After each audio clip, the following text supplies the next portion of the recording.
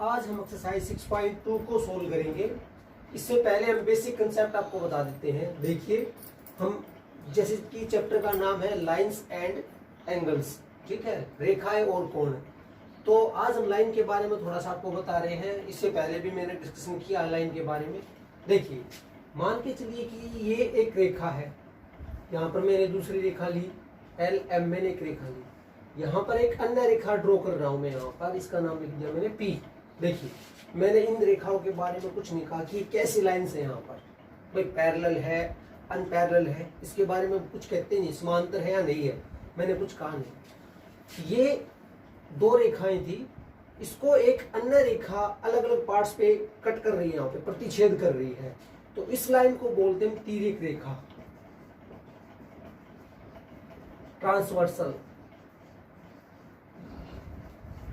ठीक है, इस लाइन को। और ये हमारी लाइंस है, कोई भी लाइन हो सकती है हमारी। एक लाइन ये है, एक लाइन ये है। हम इसको समानांतर या वगैरह कुछ नहीं कहेंगे। ये तो एक हमारा कंसेप्ट है छोटा सा कि ट्रांसवर्सल क्या होता है, तिर्यक रेखा क्या होती है। तिर्यक रेखा होती है जो दो अन्य रेखाओं को अलग अलग बिंदुओं पर प्रतिच्छेद करे, कट करे कहीं पे भी। तो ये आपको पता होना चाहिए। उसके बाद में हम बात करते हैं। देखिए, यहाँ पर मान के चलिए एल और एम, मैं अब यहाँ पर देखिए मैं दूसरा कंसेप्ट लेके चल रहा हूं। अब यहाँ पर ये दो रेखाएं ड्रॉ की मैंने, एल है, ये एम है। मैं मान के चलता हूं कि भाई L is parallel to M. Parallel का मतलब होता है समांतर। समांतर रेखाएं क्या होती है मैं बताना चाहूंगा। जब दो रेखाओं के बीच की दूरी, जो डिस्टेंस होता है, वो हमेशा एक जैसा हो। ये नहीं, देखिए मैंने यहाँ पे एक तरह से परपेंडिकुलर ड्रॉ किया है, इनके जो बीच का जो डिस्टेंस है, दूरी है, वो हमेशा एक जैसा रहे। हम इसको तभी इनको समानांतर रेखाएं कहेंगे। हम ये नहीं कह सकते ये इनके बीच की दूरी नहीं है, गलत बात है। बिल्कुल सीधी इनके बीच का जो डिस्टेंस मेजर करते हैं यदि इक्वल रहे, कहीं से भी आप मेजर करें, तो वो होती है हमारी पैरेलल लाइन, समानांतर रेखाएं। तो समानांतर रेखाओं के बारे में ही आगे बढ़ते हैं। देखिए, जब इसको डिस्कशन को आगे बढ़ाते हैं, एल है ये मेरा, ये एम है, यहाँ पे मैंने ट्रांसवर्सल ड्रॉ किया पी। देखिए आप अच्छे से इसको, मैंने कहा एल एम समानांतर रेखा है, यहाँ पर पी कोई दूसरी रेखा है, तीसरी रेखा जो इनको प्रतिच्छेद करती है। देखिए, मैं यहाँ पे एंगल कंस्ट्रक्ट करता हूँ। एक एंगल ये बनाया 1 3 4 5 6 7 2, आप देख सकते हैं 8। आप मैंने एंगल लिखे हैं, इसके बारे में पहले पढ़ चुके हैं 6.1 में, ठीक है, एंगल्स कैसे होते हैं। तो मैं यहाँ पर बात कर रहा हूँ जो हमारा मेन है आज का, कॉरस्पॉन्डिंग एंगल्स, इसको बोलते हैं संगत कोण। ये कंसेप्ट आपको समझ में आना चाहिए कि संगत कोण कैसे होते हैं।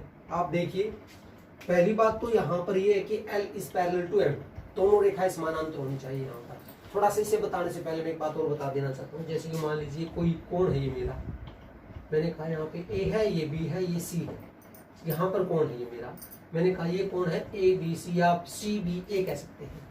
ये कोण का अंत पार्ट है, अंत भाग है ये, ठीक है। ये जो पार्ट रह गया ये बाह्य भाग है। तो ये थोड़ा सा आपको पता होना चाहिए। कोण के अंदर वाले भाग को अंत कहते हैं, बाहर वाले को बहिर्भाग। इंटीरियर और एक्सटीरियर का पता होना चाहिए। तो देखिए यहाँ पर जैसे कि 5 4 6 7 है, ये इंटीरियर है। यहाँ पर इंटीरियर एंगल्स, इसको बोलते हैं अंतःकोण। देखिए ये अंतःकोण है। 1 3 ये एक्सटीरियर है, यहाँ पे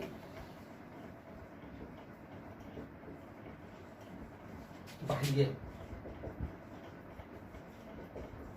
इसी प्रकार 2 और 8 भी बाह्य कोण है। यहाँ पर हम बात कर रहे हैं यहाँ पर कॉरस्पॉन्डिंग एंगल की। इसके लिए देखिए, पहली बात तो ये है भाई एक साइड होनी चाहिए। ये डेफिनेशन में आपको समझाने के लिए बताता हूँ। यहाँ पर एक साइड, साइड का मतलब या तो लेफ्ट हैंड साइड हो या राइट हैंड साइड हो।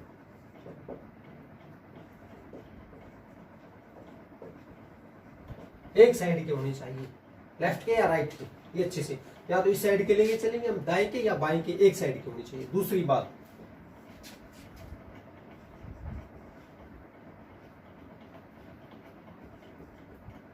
रेखिक विगुण नैव, लीनियर पेयर न हो। ठीक है, मैं आपको कंसेप्ट क्लियर करूंगा यहाँ पर। दूसरी बात, एक अंतः, अंतः का मतलब होता इंटीरियर व दूसरा कोण एक्सटीरियर। मतलब बाह्य कोण। कंसेप्ट को क्लियर करते हैं, डेफिनेशन आपको समझाने के लिए। देखिए, या तो आप लेफ्ट हैंड साइड के कोण लेके चलोगे दोनों, या राइट हैंड साइड की, एक साइड हो। ठीक है, साइड का मतलब ये है, या तो हम लेफ्ट हैंड साइड लेके चलेंगे जैसे मैंने फिगर ड्रॉ की, या राइट हैंड साइड लेके चलेंगे। आप पहचान कीजिए। रेखिक युग्म न हो, लीनियर पेयर नहीं होना चाहिए। जैसे लेफ्ट हैंड साइड की बात करता हूं मैं, 1 और 4 की बात कर रहे हैं, रेखिक युग्म बन रहे हैं। देखिए, मैंने बताया था एक सीधी रेखा के ऊपर जो कोण बनते हैं, स्ट्रेट एंगल्स को बोलते हैं हम, वे लीनियर पेयर बनते हैं, रेखिक युग्म। 1 और 4 एक साइड के हैं, लेकिन ये रेखिक युग्म है यहाँ पर, तो ये पॉसिबल नहीं है। दूसरा, एक अंतः कोण हो, दूसरा बाह्य कोण हो।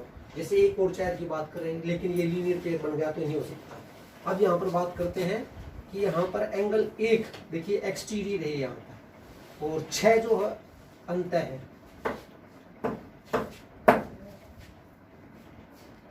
इस कंसेप्ट को एक बार दोबारा देख लिए। एक साइड हो लेफ्ट या राइट, रेखिक युग्म न हो, एक अंतः कोण हो, दूसरा बाह्य कोण हो। तो मैंने जैसे बताया, कोण 1 और 6, देखिए ये तो हमारा बाह्य कोण हो गया और ये अंतः कोण हो गया, और एक ही साइड के है। तीसरी बात, रेखिक युग्म नहीं है। अब आप सोचिए, जैसे कि कोण 4 लेके चलता हूं, ये अंतः कोण है, तो इसी साइड में बाह्य कोण कौन सा होता है? 2। एक बात और बताना चाहूंगा, जैसे कि 2 और 4 बराबर नहीं होते, बट इसके आगे एंगल लगा दिया ना, तो ये पॉसिबल है। अब यहाँ पे काउंटिंग का कोई मीनिंग नहीं रहता। इसका मतलब कि कोण 2 और कोण 4 ये बराबर होते हैं, न्यूमेरिकल वैल्यू बराबर नहीं होती। आप इस बात को समझिए। तो मैंने कहा 2 4 के बराबर हो गया। इसी प्रकार आप सोचिए, कोण 3 किसके बराबर होगा? 3 बाह्य है, इसी साइड में अंतः कोण हमारा होना चाहिए 7। मैंने 3 के साथ 5 क्यों नहीं लिया? क्योंकि ये रेखिक युग्म है, लीनियर पेयर नहीं होना चाहिए। यहाँ पर तीनों कंडीशन सेटिस्फाई होनी चाहिए। अब दूसरी बात देखिए, और हमारा एक कोण रह गया है, जैसे मैं लिखता हूँ कोण 5, ये अंतः है, बाह्य हमारा 8 कोण हो गया। तो ये हमारे कोरस्पॉन्डिंग एंगल्स है। एक बात और बता देता हूँ, आप इन 3 चीजों को याद रखोगे तो आपको प्रॉब्लम नहीं होगी। अन्यथा इसकी एक फिगर और है याद रखने की, कोरस्पॉन्डिंग एंगल की। एफ बना लीजिए आप किसी भी तरह, ये कोण और ये कोण, ठीक है, कोरस्पॉन्डिंग रहेंगे। एफ उल्टा भी हो सकता है, आप देखिए उल्टा एफ भी ड्रॉ कर सकते हैं, ये कोण और ये भी हो सकता था। आप समझिए, एंगल को पहचानने के लिए हम एफ की फिगर ध्यान रखेंगे अपने मन में। एफ ऐसे होता है, ये कोण और ये कोण होना चाहिए। एफ उल्टा भी हो सकता है, मैं इसी बात को रिपीट कर रहा हूँ, ये भी हो सकता है। ठीक है, जहां पर भी एफ बनता है वहां पर कोरस्पॉन्डिंग एंगल होगा। तो ये बात आपको अच्छे समझ में आनी चाहिए। बस देखिए, इस एक्सरसाइज में आपको कोणों की पहचानी है कि कोण कैसे पहचानेंगे कि कोरस्पॉन्डिंग संगत कोण है या हमारा कोई अन्य कोण है। उसके बाद में हम आगे बात करते हैं। अगला है हमारा एकांतर कोण, इसको बोलते हैं अल्टरनेट एंगल, अल्टरनेट एंगल्स। यहां पर भी देखिए तभी पॉसिबल होगा जब एल एम के पैरेलल होगी। पहली बात तो ये ध्यान रहे, L is parallel to M, समानांतर रेखाएं होनी चाहिए। यहां पर देखिए हमने कोई अन्य रेखा ड्रॉ की, तिर्यक रेखा, ट्रांसवर्सल पी है हमारी यहाँ पर। यहाँ पे भी मैं एंगल बनाता हूँ, 1 2 3 5 लिख दिया। आप कहीं पे भी कुछ लिख सकते हैं, 7 8 4 रहेगा, यहाँ पे लिख दिया। ऐसा जरूरी नहीं कि सीरीज में हम चलाएं, नहीं, हम अपनी मर्जी से चलाएंगे इसको। ठीक है, अब देखिए इसके लिए अल्टरनेट एंगल्स के लिए पहली पहचान, दोनों साइड के होने चाहिए, मतलब लेफ्ट हैंड साइड भी व राइट हैंड साइड भी, दोनों होनी चाहिए यहाँ पर। ठीक है, उसके बाद में देखिए दोनों कोण इंटीरियर होने चाहिए। यहाँ पर इंटीरियर्स का मतलब होता है अंतः कोण होने चाहिए यहाँ पर। तीसरी बात देखिए, लीनियर पेयर न हो, मतलब रेखिक युग्म नहीं होना चाहिए। आप इस बात को समझिए। देखिए दोनों साइड की, लेफ्ट का भी होगा राइट का भी होगा, पहली कंडीशन। जैसे कि मैं 3 और 5 की बात करता हूँ, दोनों साइड के हो गए, दोनों कोण अंतः कोण होने चाहिए, 3 और 5 अंतः भी हो गए और पहले कंडीशन भी सेटिस्फाई होगी, दोनों साइड के होगी। परंतु ये लीनियर पेयर बन गए यहाँ पर 3 और 5। क्यों? देखिए आप ऐसी फिगर बन रही है हमारी, ये 3 है ये 5 है, तो ये नहीं हो सकते, लीनियर पेयर नहीं होने चाहिए, रेखिक युग्म नहीं होने चाहिए। तो हम लिखेंगे कोण 3 बराबर है कोण 7, इसको अल्टरनेट एंगल कहेंगे। पहली बात दोनों साइड के 3 और 7, देखिए ये लेफ्ट साइड का है ये राइट साइड, दोनों कोण अंतर कोण होने, 3 भी अंदर का है 7 भी। लीनियर पेयर, ये लीनियर पेयर भी नहीं बनते क्योंकि 3 और 5 लीनियर पेयर बनाते हैं, 6 और 7 बनाते हैं, तो ये ध्यान रखना था। तो अब 6 5 के बराबर होगा यहाँ, इसको बोलते हैं एकांतर कोण, अल्टरनेट इंटीरियर एंगल्स। ठीक है। दूसरी बात और है यहाँ पर, जो अल्टरनेट एंगल्स होते हैं ये याद रखिए, मैं यहाँ पे लिख देता हूं कि भाई अंतः कोणों का योग जो होगा वो 180 डिग्री होता है, याद रखिए। मतलब sum of interior angles equal to 180 degree. जैसे 5 और 7 है यहाँ पर, 5 जमा 7 बराबर 180 डिग्री और 3 जमा 6 बराबर 180। इसके पीछे एक छोटा सा रीजन है कि भी ऐसे क्यों होते हैं। देखिए मैं बता ही देता हूँ आपको। भाई मैं यहाँ पे लिखता 3 जमा 5 बराबर 180 डिग्री, समझिए आप इस बात को, क्योंकि ये क्या बन जाते हैं यहाँ पर रेखिक युग्म, वो कंसेप्ट लगा रहा हूँ मैं यहाँ पर। परंतु मैंने यहाँ पर कहा 3 किसके बराबर है, 7 के, तो यहाँ पर 7 लिख दिया, जमा 5 बराबर 180। तो देखिए 3 5 और जो 7 180। इसी प्रकार आप 3 और 6 को प्रूव कर सकते हैं। ये कुछ बातें हैं जो आपको ध्यान रखनी है। एक कोण और रह गया, उसके बाद एक्सरसाइज। एक कोण और है हमारा, देखिए वर्टिकली अपोजिट एंगल्स, इसको बोलते हैं शीर्षाभिमुख कोण। देखिए जब दो रेखाएं एक दूसरे को कहीं पे प्रतिच्छेद करे तो जो ये बनने वाले कोण होते हैं आमने सामने के, एंगल 1 और 2 ये बराबर होते हैं, इनको शीर्षाभिमुख कोण कहते हैं। आप इसकी स्टेटमेंट को बुक में भी देख सकते हैं इस तरह की, 3 बराबर एंगल 4। एक्स जहां पे बनता है इस कोण की पहचान यही है, एक्स बना दीजिए, ये कोण इसके बराबर और ये कोण इसके बराबर। अब एक अल्टरनेट एंगल जो था उसके बारे में थोड़ा सा बताना भूल गया। जैसे देखिए संगत कोण के लिए मैंने बताया, यहाँ पर आपको ध्यान रहे एफ फिगर को ध्यान रखिए।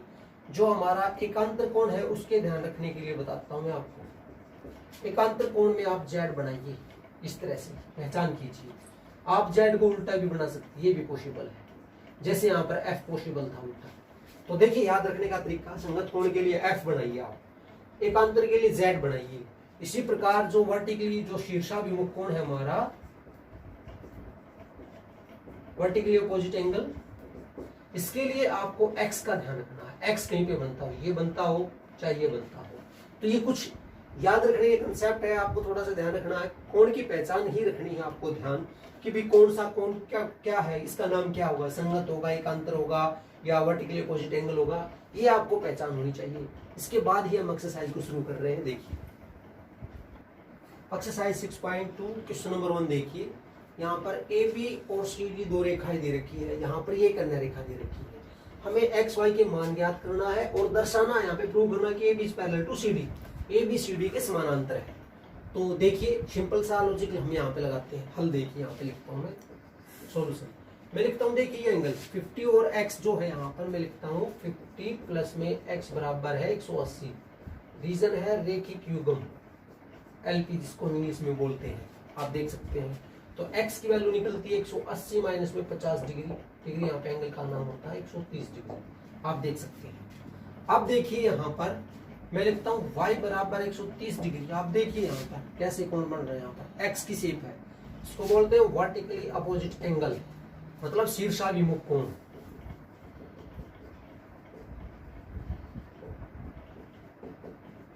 ठीक है। अब मुझे x और y की वैल्यू तो पता चल गई। अब मुझे ये बताना था कि क्या ये समानांतर रेखा है, ए बी इसके समानांतर है कि नहीं है। आप देखिए यहाँ पर हमने यहाँ पे प्रूव किया, x की वैल्यू निकाली 130, y की वैल्यू निकाली 130, मतलब x बराबर 130। देखिए इसको हमें समानांतर प्रूव करना है। मैंने कहा एक्स वाई की वैल्यू 130 डिग्री है, इसका मतलब ये कैसे कोण बन गए हमारे, ये एकांतर कोण बनते हैं। जिसको बोलते हैं अल्टरनेट।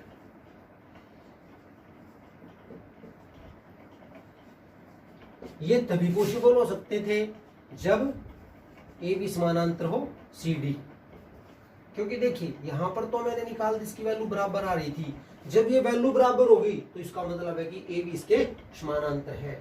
और अब दूसरा तरीका भी आप इस पे लगा सकते थे, ये आप पे डिपेंड करता है। मैंने जो इजी वे था वो आपको बताया। ये क्वेश्चन नंबर 1 है। क्वेश्चन नंबर 2 देखिए, A B parallel C D, A B line जो है सी डी के पैरेलल है, समानांतर है, सी डी पैरेलल है ई एफ के। ठीक है, तो मैं आपको बता देना चाहूंगा जब ये रेखा इसके समानांतर है और ये इसके समानांतर, तो सीधी सी बात है कि ए बी जो रेखा है ई एफ के भी समानांतर होती है। यहाँ पे दे रखा है कि y और जो z का जो रेशियो 3:7 है, x का मान ज्ञात करना है आपको। देखिए हम इसको हल करते हैं। यहाँ पर ये आप पे डिपेंड करता है कि आप इसको कैसे करना चाहते हो। ठीक है, पहले तो नीचे लेके चलते हैं। देखिए सिंपल वे में माना y बराबर है 3 ये मान लिया और z को हमने मान लिया 7a। अब देखिए भाई ए बी समानांतर है सी डी व सी डी समानांतर है ई एफ। ठीक है, तो यहां से मैं कंक्लूजन कह सकता हूं कि ए बी समानांतर होगी ई एफ की। ठीक है, अब देखिए जो x और z कोण है, यहाँ पे मैं लिखता हूँ कोण x बराबर है z, क्योंकि मैंने कहा ए बी समानांतर है ई एफ की। ठीक है, तो x बराबर है z, ये हो गया हमारा एकांतर कोण, अल्टरनेट एंगल। ठीक है, अब x बराबर है z हो गया। अब मैं यहाँ पर एक बात और लिख सकता था, इससे पहले ये यूज कर सकता था ए बी समानांतर हमारी सी डी, अर्थात x बराबर है, सॉरी बल्कि ये कह सकता हूँ कि x प्लस y बराबर 180 डिग्री। इसका मतलब हो गया अंतः कोण, अल्टरनेट इंटीरियर एंगल्स का सम हमने लगाया यहाँ पर। अब देखिए x प्लस y 180 डिग्री लिख दिया मैंने, इसी कंसेप्ट को यूज करते हुए। x की वैल्यू थी z, यहाँ पे मैं लिख रहा हूं देखिए z प्लस वाई बराबर 180 डिग्री। z कितना था देखिए यहाँ पे 7a और ये था 3a बराबर 180। 7 और 3 हो गया 10a बराबर है 180 डिग्री। तो a की वैल्यू होगी 180/10 मतलब 18 डिग्री हो गया। यहाँ पर देख सकते हैं, हमें तो x निकालना था, x हमारा यहाँ से निकल गया। देखिए x बराबर है z की वैल्यू थी 7a, 7 गुणा में 18। आप देख सकते हैं 18 को 7 से मल्टीप्लाई कीजिए 126 डिग्री। ये हमारा क्वेश्चन था second. Question number 3 very important question है। देखिए इसमें दे रखा है A B is parallel to C D, A B C D के समानांतर है, ई एफ लंब है सी डी पर। देखिए ई एफ यहाँ पर लंब है, लंब का मतलब परपेंडिकुलर 90 डिग्री के एंगल को बोलते हैं। और इसके अलावा GED एंगल जो है हमारा 126 का है। यहाँ पर GED ये होल एंगल, पूरा कोण जो हमारा 126 डिग्री का है। हमें ये एंगल्स निकालने हैं AGE, GEF और FGE। ये कोण ज्ञात करने के कितने डिग्री के होंगे ये हम कैलकुलेट करेंगे। तो देखिए हमें GEF ये निकालना है, GEF कोण निकालना है। देखिए यहाँ से सोल्यूशन इसका मैं लिखता हूं कि भाई GED कोण बराबर 126 डिग्री का, ये गिवन है। ठीक है, दिया हुआ है। इसको मैं एक्सपेंड करके लिखता GEF, इस कोण को मैं पूरे को खोल के लिखता हूं GED को, ये बना है GEF। देखिए कोण GEF प्लस में FED कोण से, और ये 126 डिग्री का। आप देखिए यहाँ पर दे रखा है कि कोण EFD कोण जो हमारा 90 डिग्री का है। तो देखिए कोण जो GEF कोण है, अगले इस कोण की जगह पे मैंने लिखा है 90 डिग्री, क्योंकि दे रखा है 126। तो देखिए GEF कोण हमारा 126 में से 90 को घटाया हमने 6, 12 में से यहाँ पर 3, 36 डिग्री का ये कोण बन गया हमारा। ठीक है, उसके बाद में देखिए कोण को हमने निकाल दिया। यहाँ पर GEF को हम कैलकुलेट कर चुके हैं। अब हमें AGE निकालना है, AGE ये कोण निकालना है। देखिए कोण AGE, आप समझिए मैंने कहा ये वाला कोण, इस पूरे कोण के बराबर लेके चलता हूँ। ये होगा हमारा, देखिए मैंने कहा AGE, क्योंकि ये रेखा इसके समानांतर है, आप समझिए बात को। तो ये कोण इस पूरे कोण के बराबर होगा, इसका नाम था GEP। इसको आप कह सकते हैं अल्टरनेट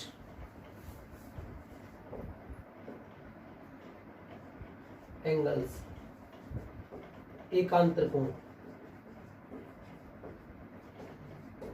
आप इसको कह सकते हैं। और ये 126 डिग्री का था, आपको दे रखा पहले से स्टार्टिंग में, ठीक है। तो GEB की वैल्यू, हमें AGE भी पता चल गया, हम 2 कोण कैलकुलेट कर चुके हैं। अब हमारा एक लास्ट कोण और रह गया है, देखिए FGE, FGE ये वाला कोण हमें निकालना, देख लीजिए आप। AGE, देखिए मैंने कहा ये वाला पार्ट ध्यान दीजिए आप, प्लस में FGE, देखिए FGE बराबर 180, इसका नाम है यहाँ पर रेखिक युग्म, इसको बोलते हैं लीनियर पेयर। अब AGE की वैल्यू अभी निकाल लीजिए, 126 डिग्री और FGE बराबर 180 डिग्री। तो देखिए FGE बराबर 180 में से हमने 126 डिग्री को घटाया, देखिए 10 में से 6 गया तो 4 हो गया, यहाँ पे 7 में से 2 गया तो देखिए 7 में से 2 गया तो 5, ये हमारा FGE कोण है। तो हमने जितने कोण पूछे थे वे सब निकाल दिए। क्वेश्चन नंबर 3, क्वेश्चन नंबर 4 देखिए, PQ is parallel to ST, ये हमारी लाइन है PQ जो ST के समानांतर है, ये दे रखा हमें क्वेश्चन में, ठीक है। उसके बाद में PQR कोण, PQR ये वाला कोण 110 डिग्री का है। RST कोण 130 डिग्री का दे रखा है, हमें QRS निकालना। देखिए जैसे कि हमें दे रखा है, यहाँ पे हल लिखता हूं मैं, PQ समानांतर ST, PQ is parallel to ST। तो हम क्या करते हैं, हम इसको PQ को मैं यहाँ पे लिख देता हूँ रचना में, कंस्ट्रक्शन इसको बोलते हैं रचना में, PQ को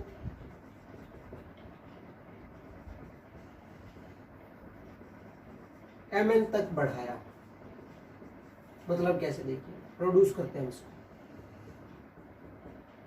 यहां पर M लिख दिया, यहां पर N लिख दिया मैंने, आप देखिए इस बात को, MN तक मैंने बढ़ा दिया यहां पर, ठीक है।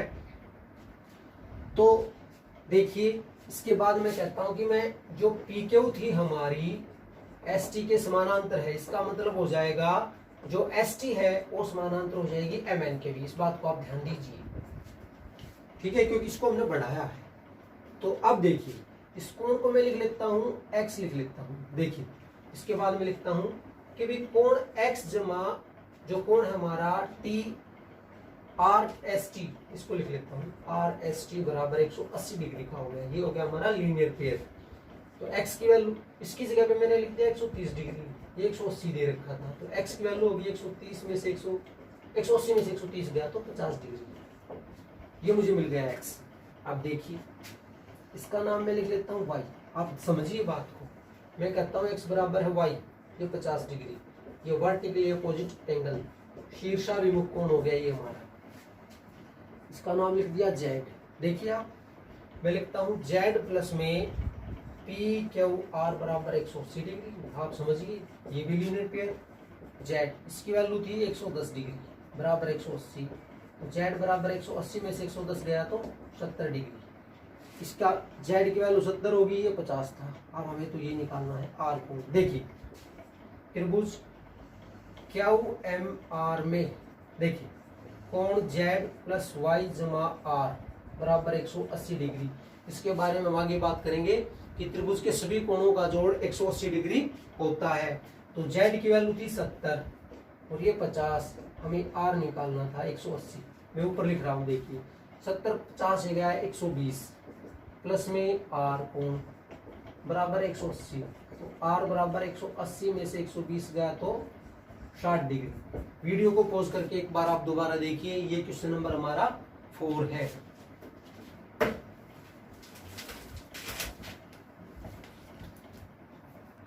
क्वेश्चन नंबर 2 देखिए, AB समानांतर है CD, ऐसा दे रखा है, आप लिख सकते हैं दिया है गिवन, ठीक है। और AP क्यों, AP यहाँ पर है, ए पी क्यू यहाँ पर है, आप देख लीजिए एक बार फिगर को अच्छे से आप चेक कर लीजिए। यहाँ पर क्यू है, यहाँ पर आर है, ठीक है। ए पी क्यू ये जो एंगल 50 डिग्री का है, पी आर डी ये 127 डिग्री का है। हमें एक्स और वाई की वैल्यू निकालनी है। देखिए ये आप पे डिपेंड करता है कि आप इसको कैसे कैलकुलेट करते हैं।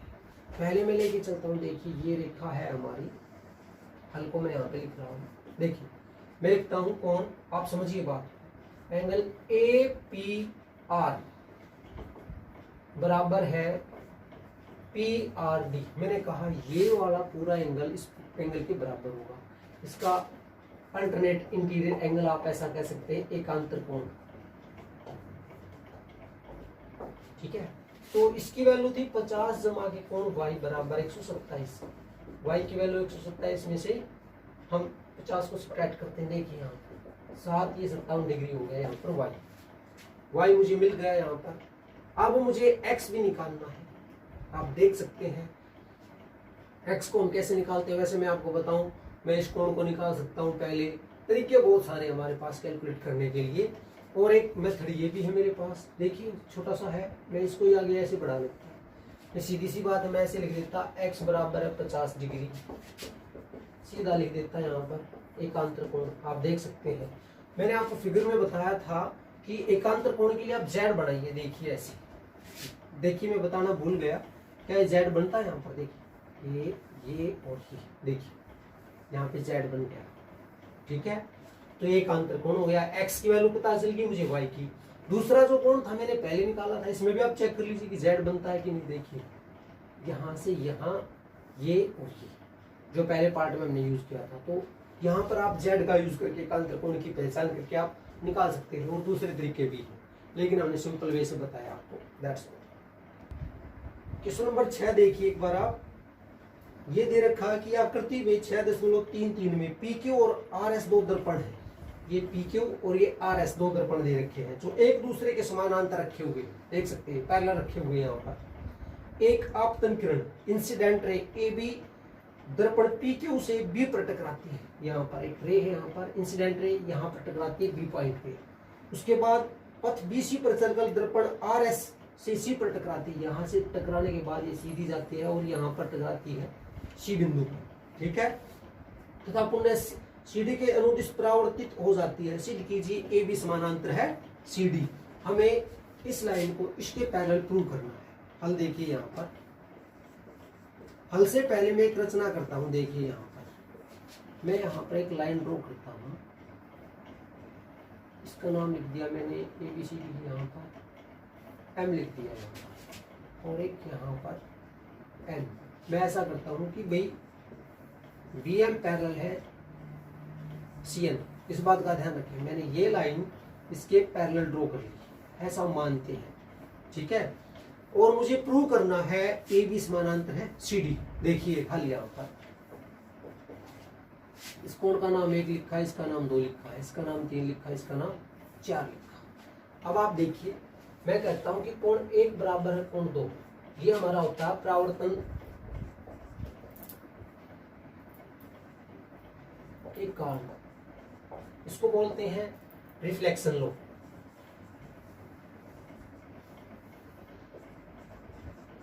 लॉ ऑफ रिफ्लेक्शन, आप इसको देख लीजिए, ठीक है। उसके बाद में देखिए